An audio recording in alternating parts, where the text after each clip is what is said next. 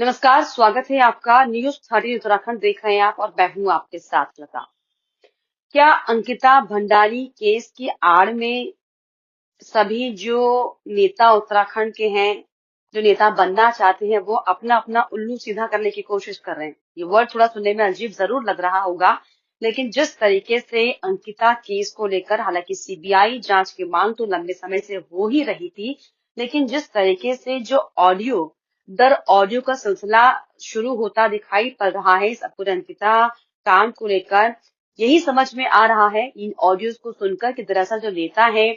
जो उभरते नेता हैं, जो नेता बनने का सपना देख रहे हैं, दरअसल वो सिर्फ और सिर्फ अंकिता को निशाना बनाकर, अंकिता केस का इस्तेमाल कर कर क्या अपनी प्रतिद्वंदिता को निकाल रहे हैं। दरअसल अब आप सोच रहे होंगे कि ऐसा क्यों?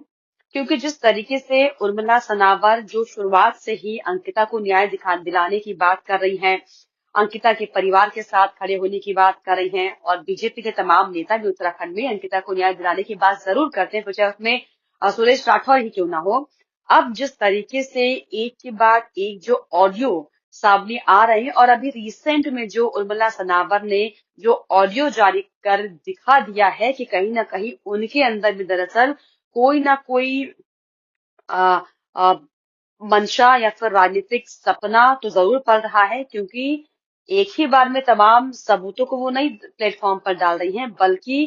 कहते हैं ना, किसी को आप तड़पा तड़पा कर डरा डरा कर मारते हैं, उसी तरीके की जो कोशिश है वो ऐसा लगता है कि अब उर्मिला सनावर की तरफ से की जा रही है।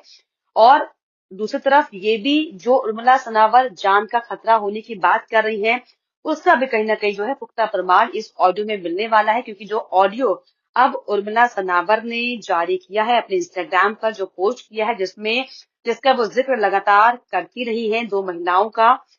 उसमें से एक महिला के साथ सुरेश राणा की जो है बातचीत हो रही है, जिसमें हालांकि आरती गौड़ और उषा राणा का जिक्र उर्मिला सनावर लगातार कर रही हैं, और उन्हीं का जिक्र दरअसल इस ऑडियो में हुआ है, क्योंकि सुरेश राठौर जो है उषा राणा से बात कर रहे हैं। वो क्या कुछ कह रहे हैं, अगर इसके बारे में आपको बताएं, जा रहा है कि चर्चित मामला नहीं होता तो पुलिस रगड़ देती।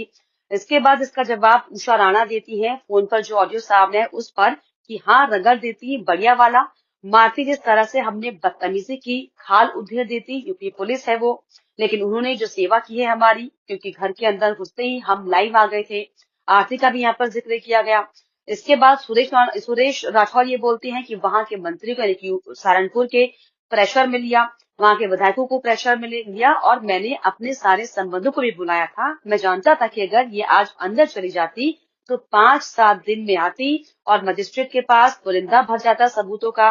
अगर उसके वारंट नहीं किया होता उसका मैंने, तो हरामजादी, ये गाली का शब्द इस्तेमाल किया, रातों रात सहारनपुर पहुंच गई थी फ्लाइट से। फिर उषा इस पर जवाब देती है, पहुंच जाती वो, लेकिन उसके नाम पर वारंट थे इसलिए वो नहीं आई, क्योंकि उसकी मजबूरी थी, वो भी ऐसे वारंट की जमानत जो कि नहीं होती। तो यहाँ पर भी गाली दोबारा दी गई उर्मिला सनावर को। और इसके बाद सुरेश जी कहते हैं कि मैंने कागजों में उलझा रखा है, वो तो मैंने सब तरफ से कागजों में उलझाया है, नहीं तो गाली देते हुए कहा कि वो अपनी असलियत दिखाती। और उसके बाद आखिर में सुरेश उनसे पूछते हैं, उषा राणा से, कि आखिर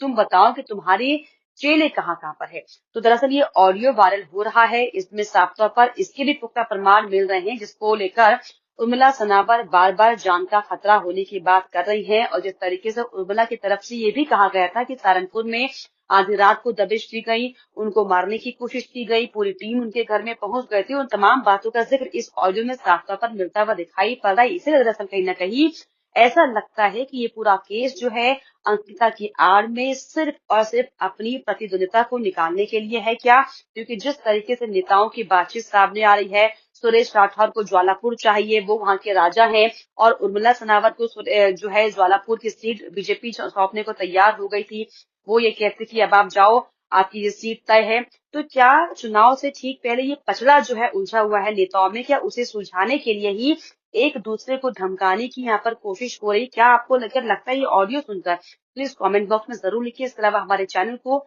लाइक शेयर सब्सक्राइब करना भी ना भूलें।